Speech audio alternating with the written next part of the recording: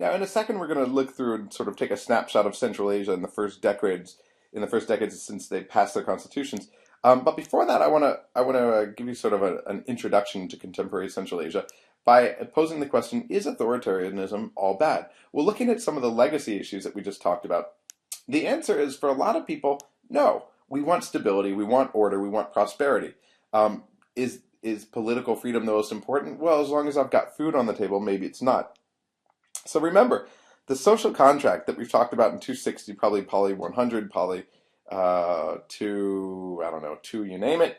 The social contract is this understanding that we, the people, trade some degree of our liberties in return for security, because security is the thing that we really want most. Security and relative economic prosperity. If authoritarian leaders can increase security, maybe that's the better approach. And so this is remember, security can be understood broadly because we're talking about security in terms of everything you think about, like not being assaulted, which could be border security, it could be security within towns and states, but it could also be economic security. And so now we could take a snapshot. Oh, I don't have any individual slides, so I'll just go back to that. I'll let you ponder this issue. Ding, ding, ding, ding, ding, ding, ding. So ponder this as we go through. So in some cases, the strength of the presidency quickly ensured that the parliaments that existed were rubber stamps. And this is especially the case of Uzbekistan and Turkmenistan. Also becomes the case in Tajikistan, Kazakhstan, and then to a lesser degree in Kyrgyzstan. So across Central Asia, you've got weak parliaments, you've got weak courts, and rule by presidential decree. So power becomes personalized in Central Asia, which leads quickly to corruption, often along clan lines. And remember, this corruption already had deep roots within the Soviet system. That's why it's so important to understand the Soviet Union to understand Central Asia today. You also have low economic development, low socioeconomic status of the population. In other words, relatively low levels of education, relatively high amounts of poverty, which leads to a low level of political interest on the part of the population. Feelings of ineffectiveness. And again, all this just is compounded by the legacy of Soviet rule, where people remember that they don't really have any influence on the system. So in Uzbekistan, for example, the first case here, President Karimov rules essentially by decree. He appoints regional leaders known as hakims, these regional governors. You've got a parliament, the Oli Majlis, you've got courts, but they're all rubber stamp bodies. I remember when I was working at the embassy in 2000, I began looking around for potential counter elites, potential opposition, but I didn't get very far. I actually just went to political parties and asked if there are differences between the political parties. And I remember at one point someone countered that, hey, the U.S. Republicans and Democrats are often also very similar. Going back to, he didn't reference the median voter theorem, but it was basically about the median voter theorem, where they tend to come together, and you find centrist policies. Now, the way we see polarization in the United States is the accenting of really fairly minor differences in the policies for the most part, to make a difference between us and them. Although I suppose you could make the argument that in the last decade or so, since 9/11, we've seen much more polarization. So this was in 2000. But anyway, the point is, when I was looking for these potential opposition parties and looking for differences between parties, there weren't any. What you had was president-created opposition parties that would run for parliament and openly support the president. True opposition groups were prohibited. They were imprisoned. They were exiled. The media was state-controlled, heavily censored. I remember, in particular, when I was there in 2003 doing research, there was a story on U.S. collateral damage in Iraq that was actually suppressed. I was talking to some guys at Radio Free Europe, Radio Liberty, who were publishing stuff online, and they had friends with the Uzbek press, and so there was an issue that one of the journalists with the Uzbek press wanted to print something about collateral damage on the part of the U.S., but at that point, Uzbekistan was in line with the U.S., and they didn't want any negative publicity for the U.S. because they were sort of in bed with us, and so they controlled that. So again, the media being state-controlled. You also have in Uzbekistan the personalization of power, sidestepping checks and balances. In other words, if if you want to make a big change, like extend your term in office for another 5 years, go to the nation, go and put out a referendum. And so in March 1995, that's exactly what Karimov does. You don't have competitive elections, but it's allegedly ruled by the majority because people came out into the referendum. Now, the way that Karimov justified the lack of democratization, and he's never really admitted to this. He talks about slow, steady steps towards democratization, but these are slow and steady because of Tajikistan. And so his historic reference has been to the Tajik Civil War. And we need to ensure social and inter-ethnic harmony.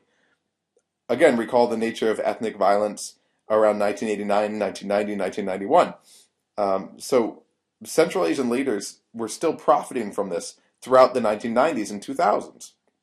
Karimov openly advocated for gradual and controlled reforms, but this didn't really last his full tenure.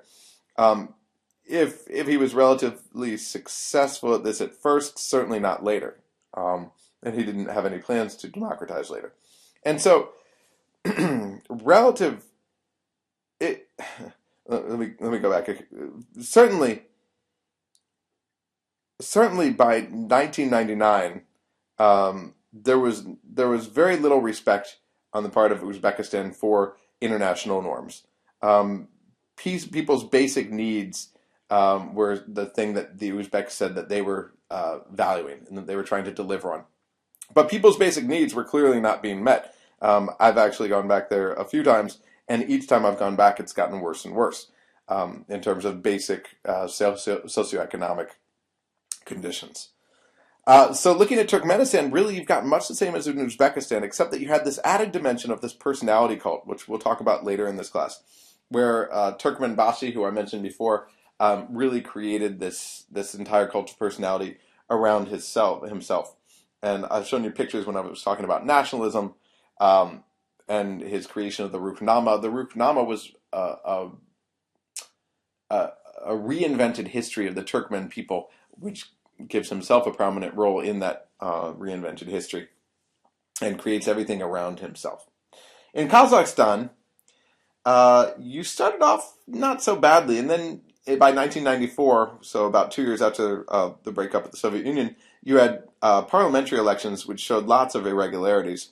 But for Nazarbayev, even this wasn't enough. He felt that parliament was still independent and still too capable of obstructing the president.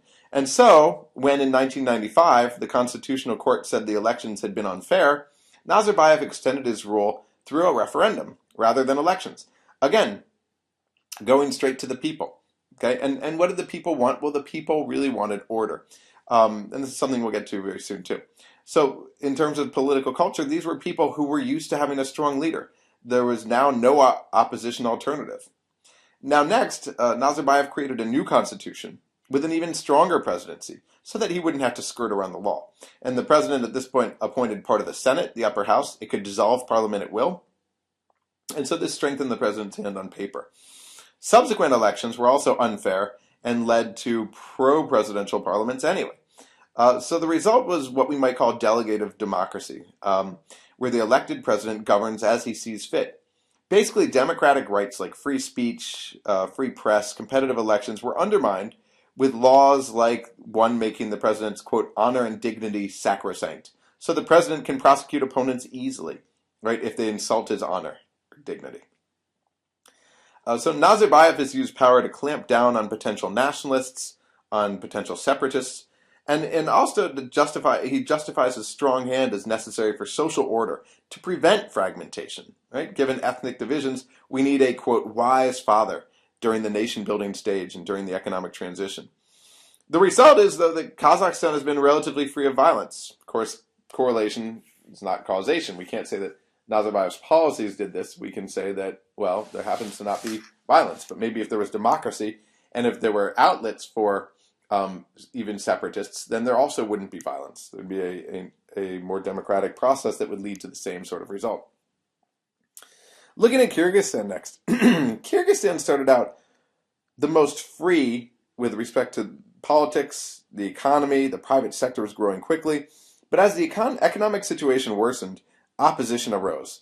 And the strength of former communists and nationalists in parliament provoked Akayev, remember, who wasn't from the top ranks of the Communist Party, to dissolve parliament in 1994 and strengthen his own presidency.